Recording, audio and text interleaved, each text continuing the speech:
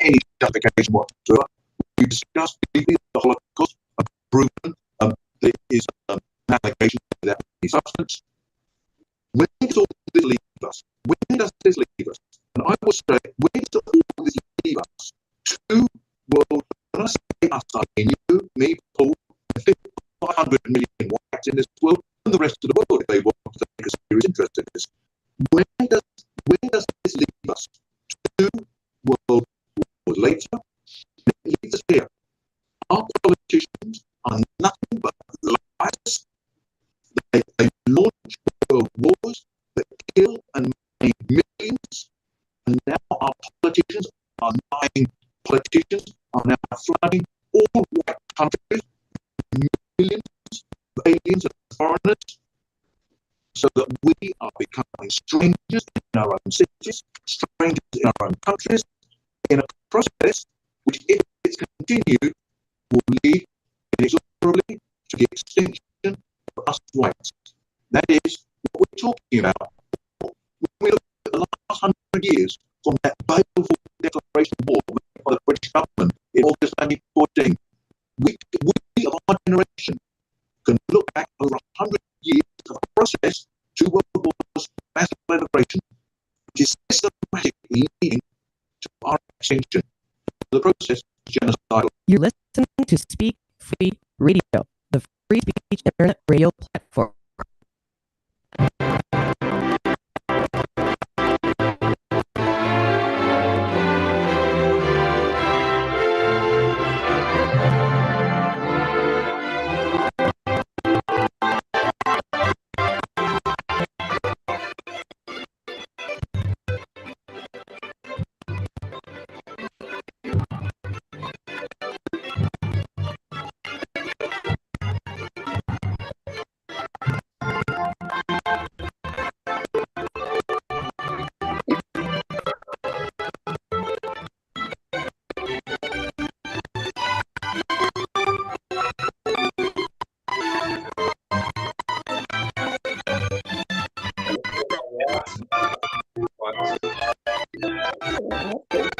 Introductory music is terrible right now. I don't know what's going on.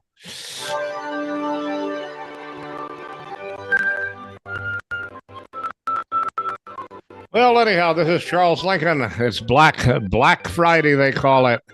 And it doesn't mean too much to me. I haven't been shopping, but I did have two black and white kittens here last night, and I managed to find them a happy home, and that's the biggest event in my life on Black Friday.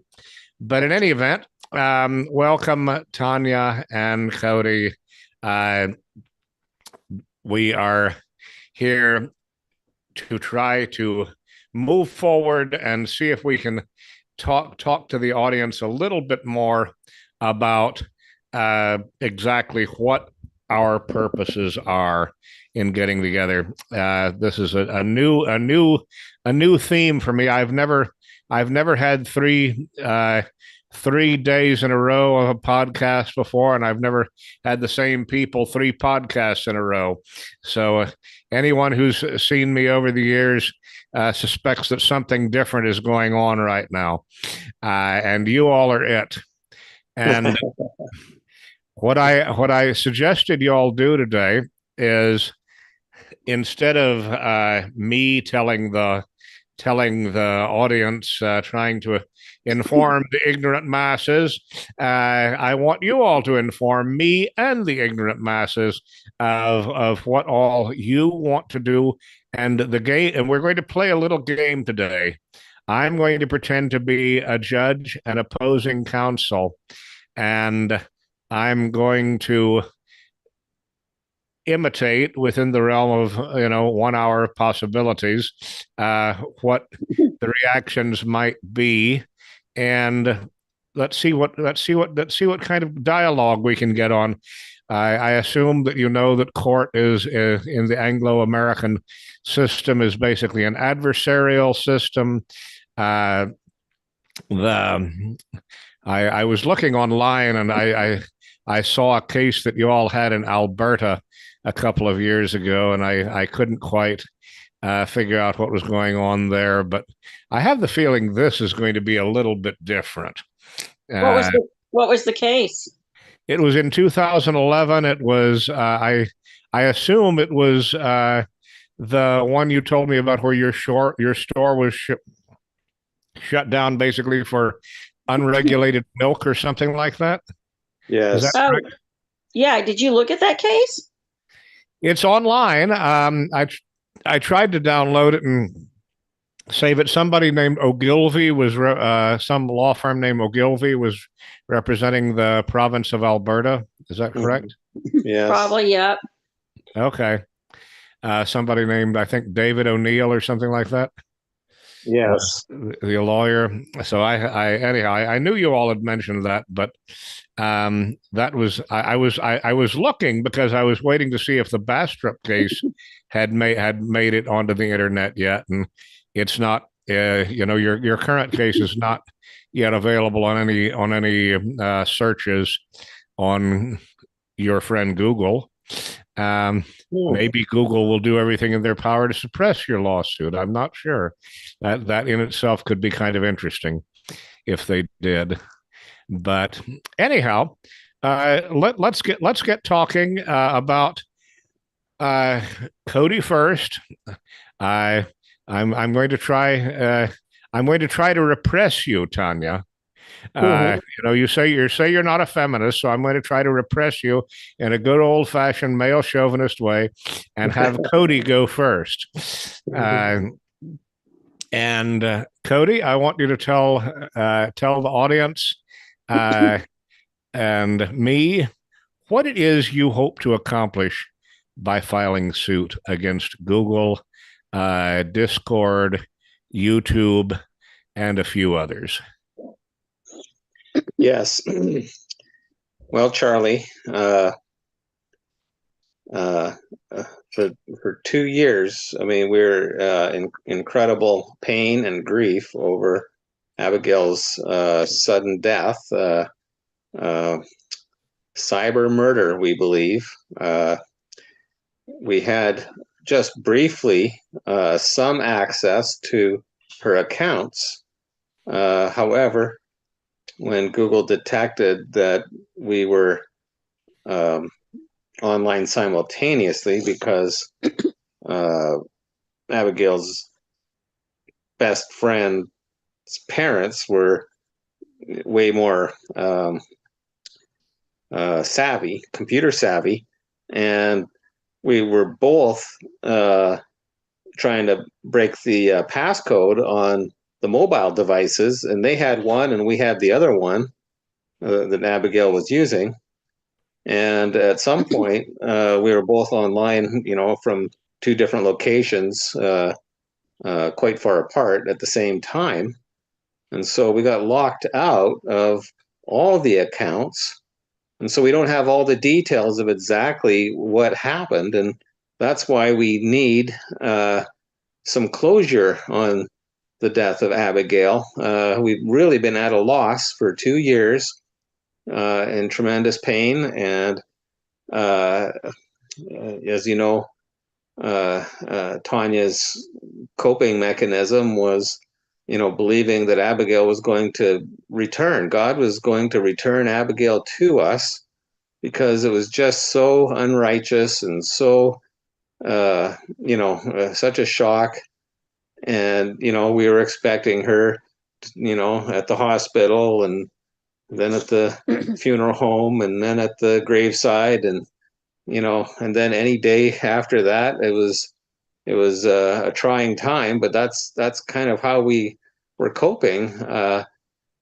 And for some time, each time, we're disappointed we couldn't find Abigail, but we were hopeful that God was just going to return Abigail to us.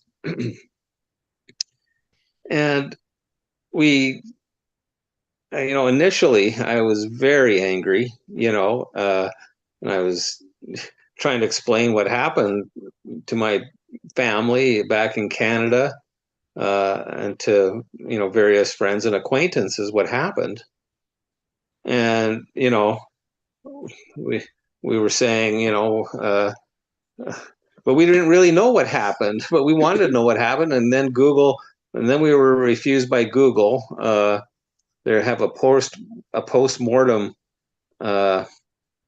department as for where, the death of a loved one, say, the spouse or what significant other or whatever can, request, show them the death certificate and the reason why you want to access their account.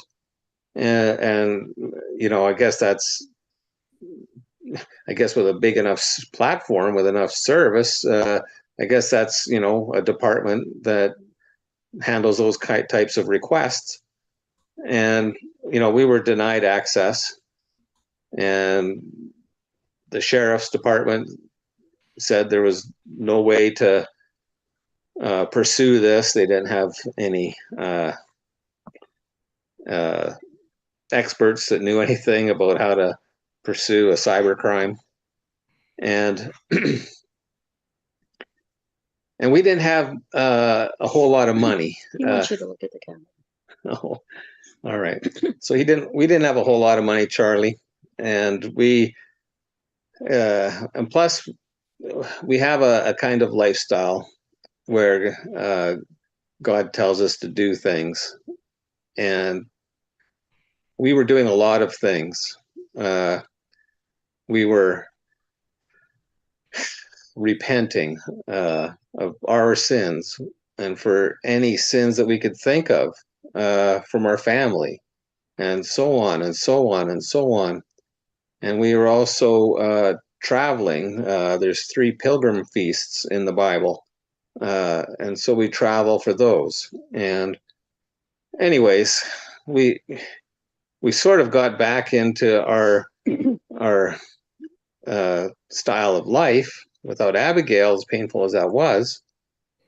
And then it was just so painful to look at pursuing this. We were cleaning out things, and it was painful to have certain things around. We got rid of a lot of things of Abigail's. Anyways, we were trying to pick up our life, and there is a divide in Christendom for example, Amish people. They believe in radical forgiveness.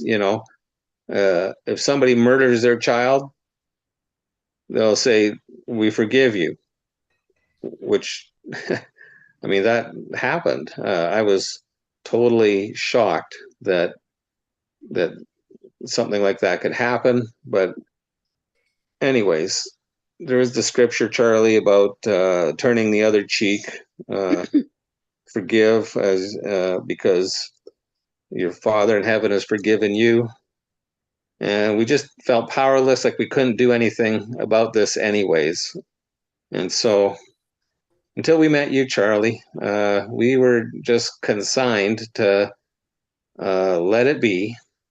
And when Tonya contacted you for help with an unrelated matter, and then you heard about this, what we were going through, and suggested that there would be a way to force Google to disclose the evidence that there's a cyber crime committed, and we can sue for disclosure. Well, that just lit a fire back up in me, and I realized that I can't pick up my life. I have to have this settled somehow. I have to know what happened, and so that's how this has come to be this far. Did I leave anything out? that I'm sure you did. I'm sure you did. But let me just ask you a question that occurs to me. What was the first day or the first moment when you suspected a third party, i.e., murder? When did that word first cross your mind?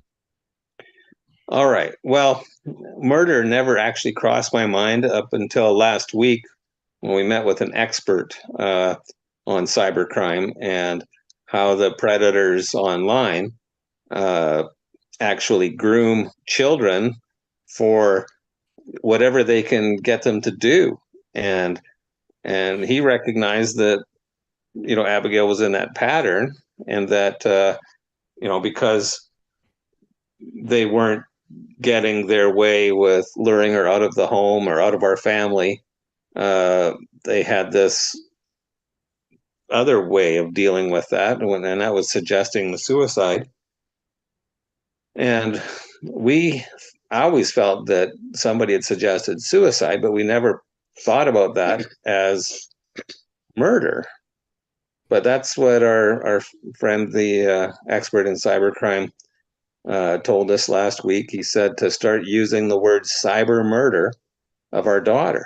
And anyways, before that, we just thought, well, she was impressionable. Somebody suggested it, and she somehow, I just always felt that she was sort of goofing around and didn't really realize the consequences. And, it was more like an accident is how I was always trying to resolve that in my mind, up until we began to reach out and, talking with you and now others to figure out what happened. You said suggested suicide. What kind of suggestions did you originally suspect might have come her way? All right. Well, at the time, I wasn't the one online. My wife was online, but I was getting the report always of what's going on. And so she was reading a thread, a conversation where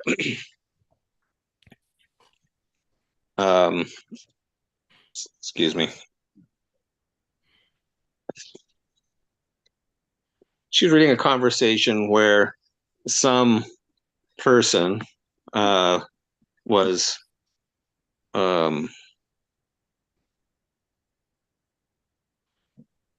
suggesting, I don't know, some sort of sexual innuendo of some sort. I don't recall any details. A third party was suggesting to Abigail, you're saying? Yes, in this conversation thread that Tonya was reading. And as she read it, I just realized how naive she was, that she had no clue what they were suggesting in their conversation with her. Can you repeat that at all? Can you repeat what the words were that you remember?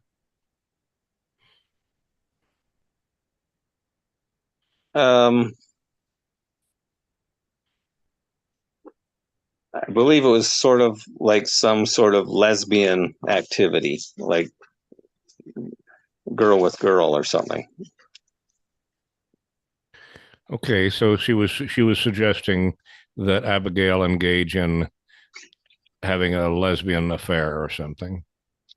Yes, something to that effect. And it was very shortly after, we discovered that much that we lost all of our access to all of the accounts. And they were all, password protected. And once Google was cut off on that Android phone, we couldn't access any of the accounts that she was on to. Okay, so, but how do you think that the lesbian, obviously almost every 12-year-old in the world is thinking about sex to one degree or another. And how would you relate that then to suicide or murder? Okay, so Well, I would. No. It's my turn, baby. I know, but I wanted to interject because I don't think Keep it. Abigail would Hold it, forgive Tonya. hold it, Tonya. Imagine we're in court.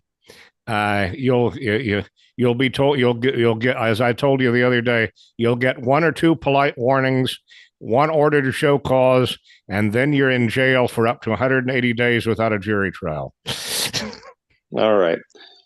So to answer your question as best as I can, I don't believe that, after we've been putting our little shreds of evidences together, especially when we were, trying to give you as many facts as we could to make our claim. We were, Tonya had the most bits and pieces, and so. But what I can say, what I believe after all of that exercise, is that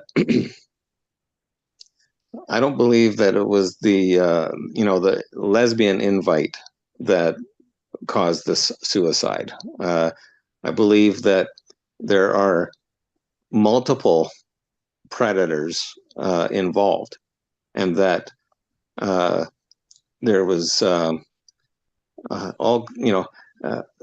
there. I know that Abigail was following a Minecraft gamer boy who would play Minecraft and have his video screen recorded onto a YouTube channel.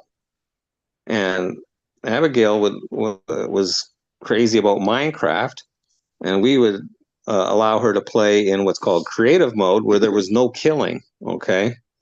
However, the survival mode, which is what all the kids want to play, they're out there, killing this, killing that all the time. And anyways, this boy's YouTube channel was full of all the gory stuff that you can, as gory as it gets on Minecraft. Okay.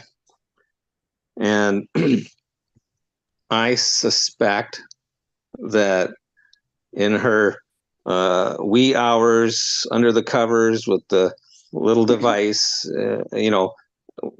I guess in a whole different world, was watching video after video after video, and whatever YouTube suggests, might sound interesting to her, and she goes down a rabbit hole and checks out this and checks out that and so on and so forth. Well, based on her interests and based on Google's algorithm, I'm sure that she's been led to watch some kind of death videos somewhere, somehow. And so that's the first ideation, perhaps. I know that there's some videos out there that promote suicide as kind of like an answer to life's problems. Okay. And so are there? I mean, have you seen such videos? Because I really don't think I have. I don't think I've ever seen a suicide advocacy video. No, I haven't directly seen with my own eyes either. So early on, we were getting, some suggestions from friends and relatives about what's going on with this suicide stuff. And, we're doing some research. We found out that there's this, ancient goddess of suicide that, of course, is deceitful and lying to people, to do this, and that, like in game playing, like in Minecraft, if your character, dies somehow, well, guess what? They come back again. You start over. Okay. And so in the fantasy world, oh, you die, oh, too bad. Well, start over again, right? So now we did get also feedback from a friend of Abigail's that said that she was watching some suicide videos. I don't know what videos she's watched, but I'm sure YouTube, Google probably knows exactly what she's seen. Okay. anyways, there is like a suicide cult out there. There's a group that's been on Discord several times with this pass out game, which is a challenge to kids to hang by the neck from somehow until they pass out. And there's been children dying from that pass out challenge game on Discord and other platforms. So I don't know exactly where the idea came from, but obviously it got into her head somehow. And so, when she's confronted with, the discovery that, we're going to, not allow her online to all of her fantasy friends and games and so on, it just seems to me that this suicide answer was what came to her mind, and she was, distraught. But instead of talking about it or anything, she was going to suicide. All right. Very, very, very sad. And yet what you say about, I mean, I think you both know that I have a background in anthropology as well as law. And as you're talking about suicide ideation on the internet, I guess perhaps at some point we can discuss the different gods and goddesses of suicide around the world. In ancient Greek mythology, I don't know if you're familiar with Arachne. Arachne was, we get the word spider, the scientific word arachnid from. Isn't it showcased in that movie, The Mummy? The I don't remember Arachne in The Mummy, but that was a very scary movie. I remember it. I saw that back in the I've never 90s, seen it. I guess. You saw those episodes of The Anyhow, Mummy. there's the Arachne spiders. It's interesting because hanging is, for some reason, it is a universal Jungian archetypal suicide, I guess you'd call it. The Greeks had it, the ancient Norse had it. The chief god of the Norse, actually, Odin, hanged himself for 9 days in order to achieve wisdom. And then among the ancient Maya, another one of my areas of specialty, Maya of Mexico, the moon goddess Ixchel, who was a lot like Arachne, was also a goddess of spiders and suicides. So whoever told you that it may well be onto something, but I sure haven't seen that on the internet. Now, Tonya, now it's your turn. You have the floor, and you tell us how you came, and try to focus up so we have your whole head in the screen. You and Cody are out of balance here for some reason. He wants both of us in here, Cody. Yes, if possible. But I mean, Cody, can you adjust up a little bit? He's laying down. He doesn't want to sit up. All right. Okay. Well, it's Black Friday. He's entitled, but in court he'll have to sit up straight. Yeah. I got no problem. So just for Tanya's segment, let's focus on Tonya. Then put her face in the center of the frame. Well, I think the really upsetting part is that my husband honestly wasn't that involved with Abigail, and everything that he states is just pure speculation and a lack of knowledge, because Abigail had YouTube on her Nintendo game, and it was heavily restricted. and it was only in kids mode. And I don't really think that she got any of this suicide stuff from YouTube. I really think that she got all of it from TikTok. And I think her greatest influence was TikTok. And most of the pass out games and the death stuff was circulating on TikTok, not YouTube. So I think YouTube was the gateway, because YouTube allowed her to get an email address, which allowed her, when you get onto Google Play, the first thing that Google advertises and they monetize from is TikTok, and Snapchat. And so she's down, and Instagram, she's downloading all the apps that Google pushes. Right when you open up Google Play, it says TikTok, Instagram. It wants you to download those apps. I confess I've never noticed that. Is that that's your experience? Yeah, it's my experience. Yes, me too. It'll say something like editor's choice. Editor's choice. And then there's which means they put the games right up at the top of the page as well. So yeah, it's all geared towards social media and games.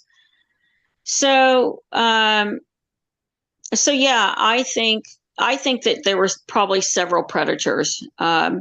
You said that girls or kids at that age are interested in sex. I don't know if Abigail was really interested in sex. She's never been exposed to it. I mean, how would somebody get interested in something that they've never been exposed to? I mean, we never even watched movies that had any sex scenes or kissing for her. So well, I it's not my place to engage in a dialogue right at this moment, but I will just say, since you're asking me, I vaguely remember being 12, even though that was sometime in the early 12th century. But when I was in the picture, not me.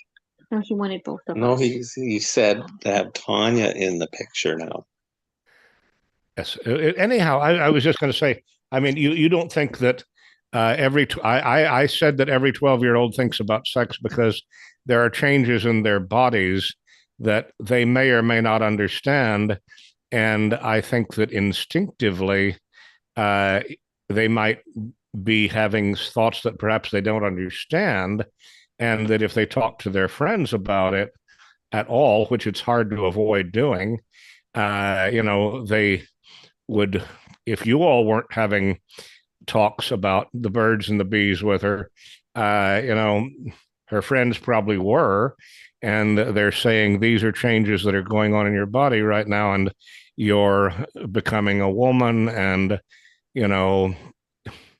this is called sex. Well, we talked a little bit about, her maturing and hormones, but we didn't talk about sex with, between a man and a woman. And I kind of felt like I wasn't going to do that until she started her menstrual cycle. I just felt like that would be a good time to talk about that. But she's, most of all of her friends were homeschooling friends, and we were always with them.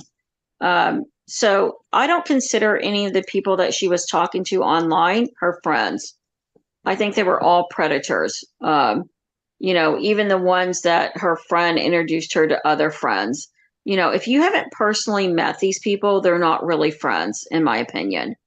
But, from the limited amount of time that I was able to look at these chats,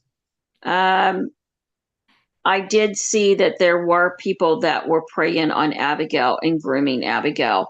And you can see in the threads how naive she really was and didn't understand a lot of the things. Can you define those terms for me? Grooming and what's the other word? Preying on her, grooming. What do you mean by that? Can you give examples maybe?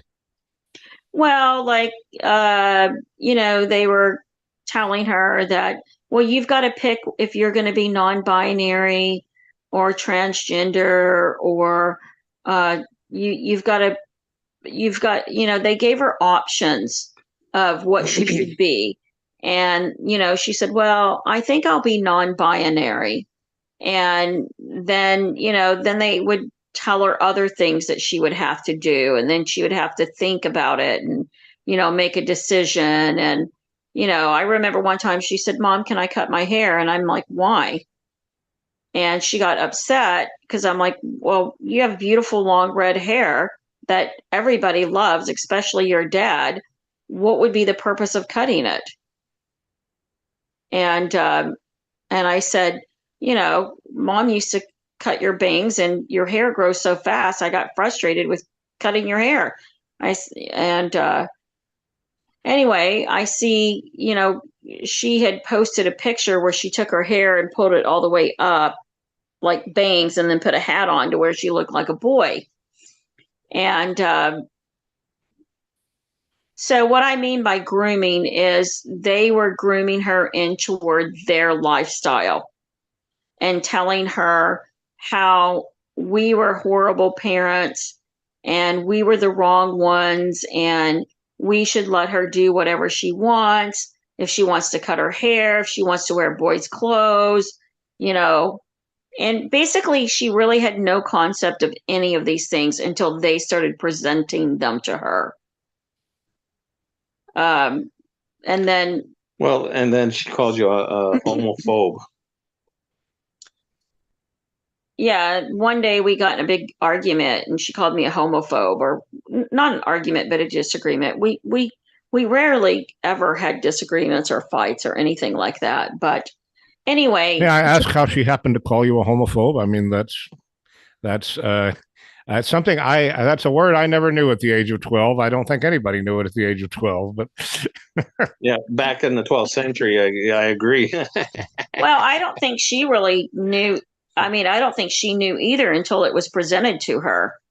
But why did it come up? Why did it come up? I don't remember. I really don't. I mean, this was over 2 years ago. So I honestly, the only thing I remember from the discussion was that she called me a homophobe. I really don't remember the discussion that we had. But I just know in that very short time before she died, I started seeing changes in her.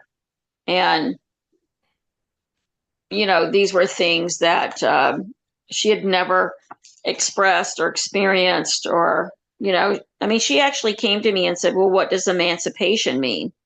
And, we explained it to her, which I'm surprised she didn't look in the dictionary. But maybe she just wanted to know our interpretation of it. And she probably did look in the dictionary. So what I mean by grooming is they were grooming her into the world lifestyle that they lived in, which was opposite from us. How would you? I mean, grooming is such a controversial word. What would you say to? They were introducing her to lifestyle alternatives. Is there any difference between that and grooming in your view? I mean, were they actually trying to guide her to do something? Okay, let's just say this. If Google was to display and reveal all the information, and what's one of the things that will come out that will be revealed is some grown man sending pornography pictures to my child. Would you consider that grooming? That actually would be a federal crime. Right. Would you also consider that grooming? I don't know. I mean, grooming to me, I mean, I'm familiar with this term grooming largely from England from urban settings in the United States, where people are basically training young ladies, otherwise people who would be young ladies, to be prostitutes and to be sexually promiscuous and sexually submissive. How would you start that process with a child that knows nothing about those things? Basically, I mean, in the real world, it's by offering them drugs, sweets, dresses, showing them that they can have things if they if they perform, they can have things which otherwise would be out of reach. Well, that's one form, but there's other forms too. They have to first expose them to sex. They have to what? They have to first expose them to sex. In some form. Again, I'm not an expert on this. I'm just telling you what I've read, and that word grooming is specifically about persuasion. Wouldn't you agree with that? Well, yeah, and there is a purpose when grown men send naked pictures to a child. Well, they're persuading. Well, and she was being persuaded, Charlie, by the suggestion that she could get out of our family by calling CPS and telling them that she wanted to get the vaccine and that we wouldn't allow it, and that she could get removed from our family that way. So she was, as far as you can tell, she was expressing unhappiness and dissatisfaction with her family setting, with y'all, the way y'all were raising her. Well, in a very short period of time, yes. And you're interrupting. Well, okay, let me finish. So yes, she was being influenced by these things, and we didn't understand what she was being influenced by until after her death. We weren't able to get into those phones until almost 2 months after she died. And we realized that she was being heavily influenced by multiple people. And we're not going to really know anything or piece anything together until Google releases the information, and Snapchat and TikTok, which we do need to get that petition amended right away and add TikTok on there, because TikTok, I think, is very crucial in getting information. I just read an interesting article in the Epoch Times today called TikTok, Bin Laden, and the Problem of Social Media by Roger Simon. And, you know, he said something that was really interesting about how the social media how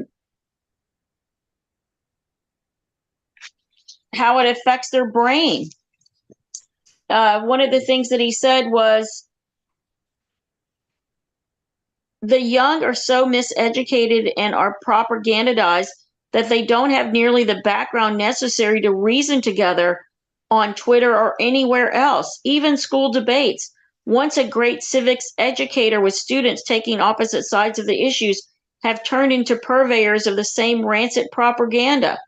In full disclose, for reasons completely unknown to me, I'm still banned by Twitter. I tried a couple. Anyway, he says, so back to what to do, not just about that Chinese import TikTok, as many know, it's carefully censored in China, but not here, but all social media.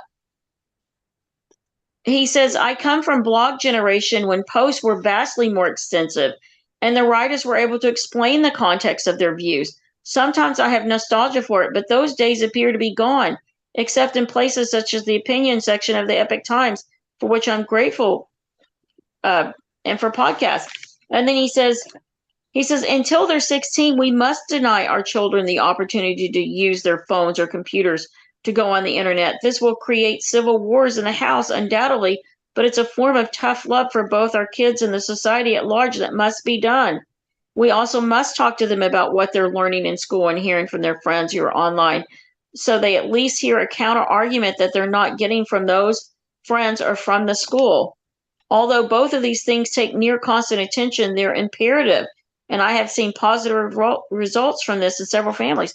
This is what we were trying to do with our daughter, was literally trying to protect her from the social contagion of the internet, because children at my daughter's age are so impressionable, and she was impressed upon. So now, moving on, I'd like to state why I'm filing this lawsuit. Before you do, I would like to interrupt you for just a second. Cody is making some very uncomfortable expressions, and I don't want him to lose that thought. So hold yours a second. Mr. Dahl, you have the floor for 1 minute. Thank you. So, yes, at the time, we didn't know that there was this flood of corruption going on with our youth so much. I mean, we researched suicide, and the reasons listed there were that everything was just so unbearable at home that the child would choose to exit through suicide. And we just felt so terrible for so long, Charlie, kind of taking this blame on. And then just lately, I mean, within the past year, there's been more and more and more of this being revealed, with more of this harm that's been done during the COVID lockdowns and when everybody was online. Well, guess what? The truth is finally starting to get out at least into the media that we have access to, but probably not into the mainstream media by any means yet.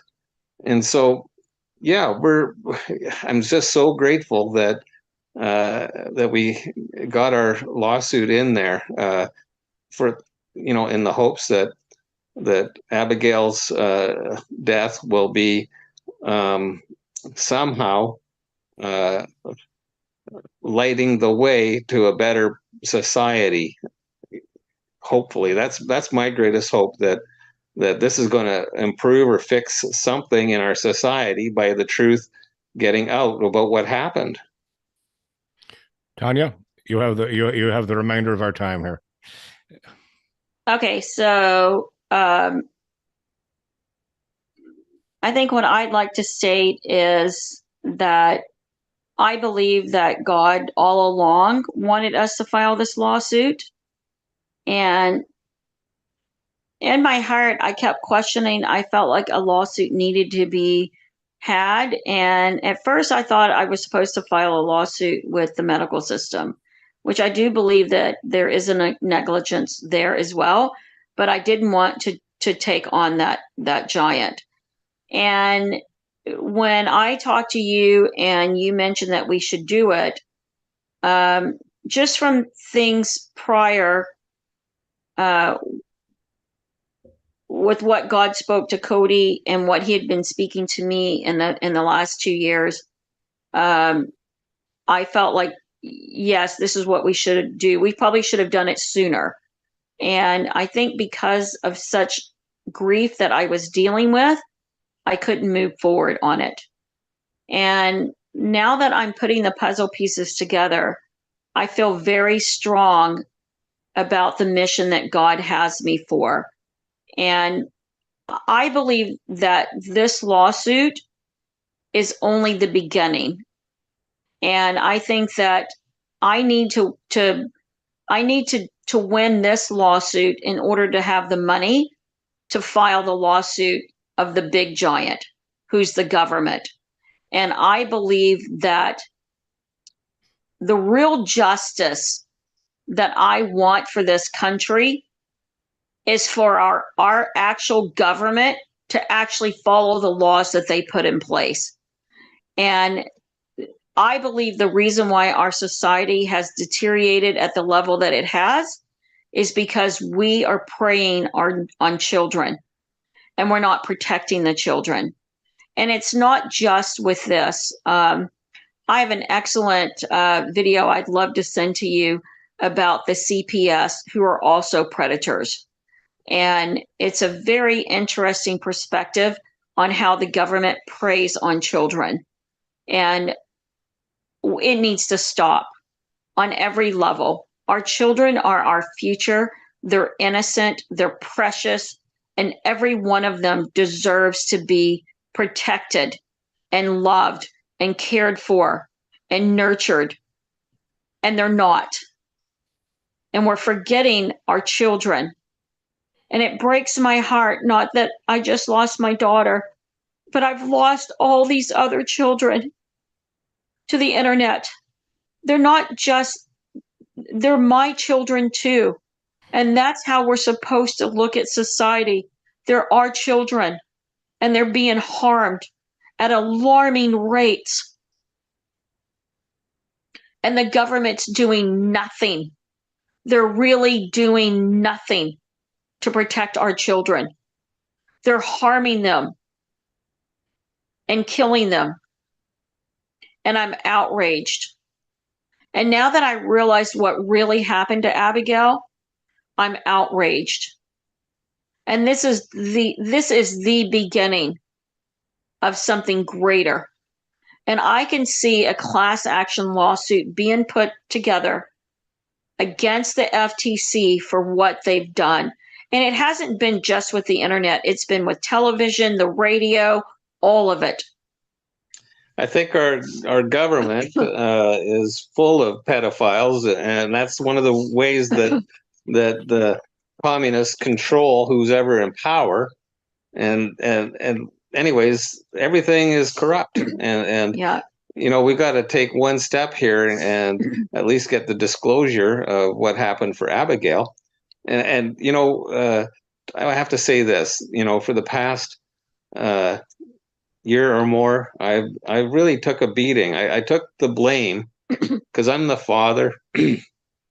I was supposed to protect my family. I didn't know what was happening. I was, you know, I in some ways I was a good dad, okay, because I love to take Abigail outdoors and I love to do things with her and so on. However, Tonya was an exceptional mother, and she was, you know, instrumental in this better upbringing for our family, and we, you know, were really shot out of the saddle, so to speak, with our you know, life, turning on Abigail. She's our only child. She's an only grandchild. She's you know, it's just unfathomable. And only niece. It's just unfathomable that we went to, you know, tremendous measures, you know, and even though I wasn't, you know, the one instigating all the protections and whatever that I like, there is a bit of a role reversal because Tonya is just way more like that, and so she was leading in that area, but I was fully supportive. You know, we were on the same page. We're a team. We're in full agreement about, you know, the right way to raise our daughter, and then this happens. Yeah. And so we feel like she's been torn out of our family, out of our life. Well, God revealed to me that Abigail's death will not go void. And I believe that we are going to get victory for Abigail's death. And it's going to pave a way for protecting other children in the future. And I don't believe the Google case is going to be the one that's going to get the recognition. I believe that the FTC case is going to get the recognition. And I feel very strong that this is only the beginning, Charlie, of what God has planned for Abigail and for justice for the children, for all the children that have died before Abigail and those that have died after Abigail and those that are still dying before we get these laws in place. Something is going to have to turn in this country. I know that God's hand is on this country and we are going to see changes, and he's calling his people to stand up for righteousness and to do something. And I believe this is the calling that he has put on me and my husband, because I know that the prayers for Abigail will not go void, because she had people all over the world praying for her life. And I know that there's something significant about that. And when my daughter died, I cried out to God and said, God, how do I tell people that you're real and you love us when I lost my daughter? How do I show somebody that you love us and that you're righteous? And how do I continue to live on after I've lost my daughter and I've done nothing but live for you and serve you, God. He is coming and he is going to get justice for Abigail. And I feel very positive in everything that's going to happen in the future, because I believe that God's hands on it.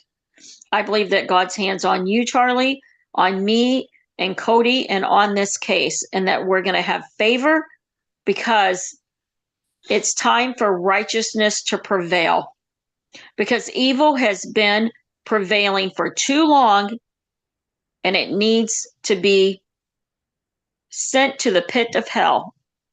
And if it's revealed that there's a perpetrator for Abigail, I will prosecute. I will not forgive, because people that prey on children do not deserve forgiveness. They deserve to be sent to the pit of hell. And that's why we've had evil reign as long as we have, is because people don't understand there's a time and place for forgiveness, and there's a time and place to send evil to the pit of hell.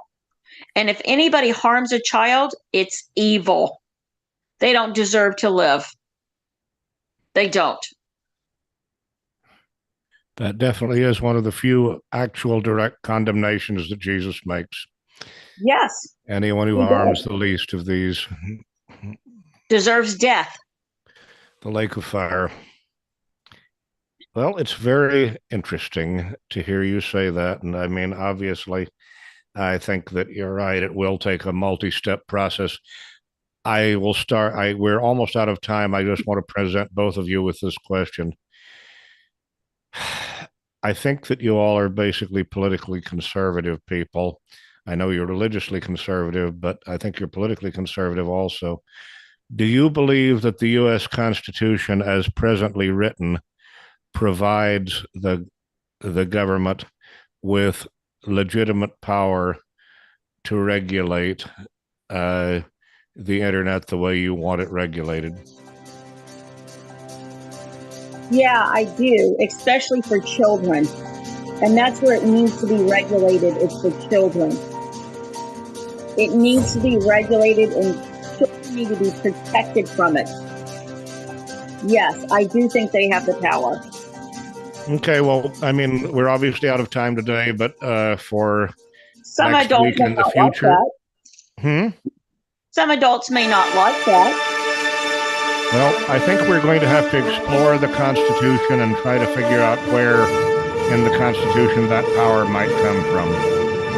But in any event, again, we're closing episode 15. The Flying Dutchman sails the sea in search of life and truth. Have a good weekend, Tonya and Cody. And, well, we have begun a very interesting journey of our own here. Thank you, Charlie. Bye, Charlie. Good night. Y'all take care. Good night. And this is Charles Lincoln for Speak Free Radio. We're signing off from New Orleans, Louisiana, and Smithfield, Texas. I look forward to our next encounter. Der fliegende Holländer nennt man mich.